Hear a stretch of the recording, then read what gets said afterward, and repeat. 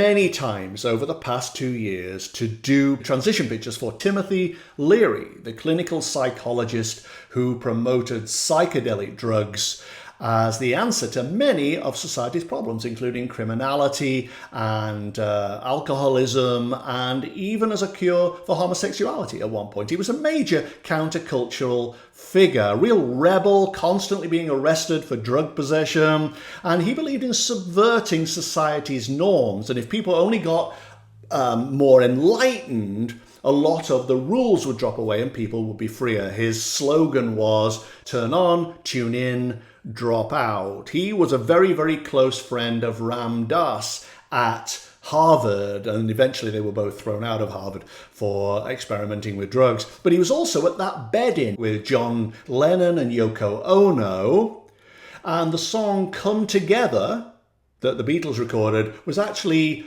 written specifically for the campaign of Timothy Leary. So he died at the age of 75 in 1996. There's so much more to his story, by the way. It goes on forever. There were FBI involvements and space exploration plans and a whole bunch of stuff. But he died in 1996 of pancreatic cancer. But many people said, will you do his transition pictures? And so when I went into his energy, there was a disc. It wasn't like a coin, but it was like a flat thing on the top and rounded underneath.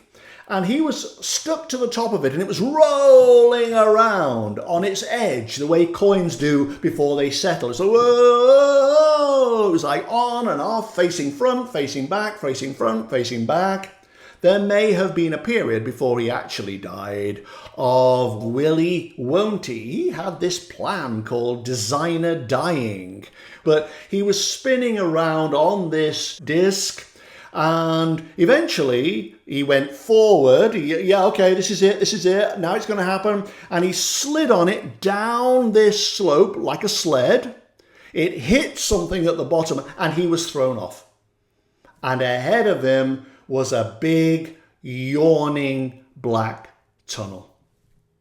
This was the moment for him. He walked into the tunnel, but it was already a steep slope up. There was a light at the end, but it was over a hill. He had some kind of obstacle to deal with first, before he was able to fully die. Down on the other side of this hill, he found himself in that symbolic cave that I always see in these kinds of pictures. But there was no fear here. He took it completely in his stride. There was partly awe, partly wonder, partly curiosity. Okay, now where do I go? What is this? Fascinating this is. Maybe because he'd done so many magic mushroom experiments, toying with the idea of raised consciousness and so on, that this was not anything special compared to what he'd already experienced in life while he was in form. There's usually a tunnel, and this one seemed quite small, like he'd have to stoop to go up it. But not only that, it was blocked off. There was what felt like a metal panel shutting it down. Like, no, this isn't the way to go. Not for you. And he came back down again. But then he looked up. And there were many tunnels, strangely. And he didn't have to climb them physically because he didn't have a body, obviously. This is his consciousness we're talking about. He just rose up towards the one of his choosing and began walking down there. He seemed to be completely open to whatever came. At the end of the tunnel, he felt a breath of air on his face, and he emerged onto a beach with an ocean and sky, and felt that he belonged in there. There was no light this time. He didn't have to be coerced or seduced into entering a light. This was an ocean of consciousness, maybe something like that, that he felt he belonged in, that he was already a part of and simply had to rejoin. Which is how it is. We are like drops returning to the ocean after we die. Drops of consciousness returning to infinite consciousness. And he walked into the waves and kept on walking. Then he began swimming, and I watched him go. And eventually he just sank and was gone. Until I researched Timothy Leary, I had no idea about him, other than a general thing that other people have as well. But this set of pictures brought tears to my eyes. And I sat there afterwards somewhat dazed and confused as to why I was teary.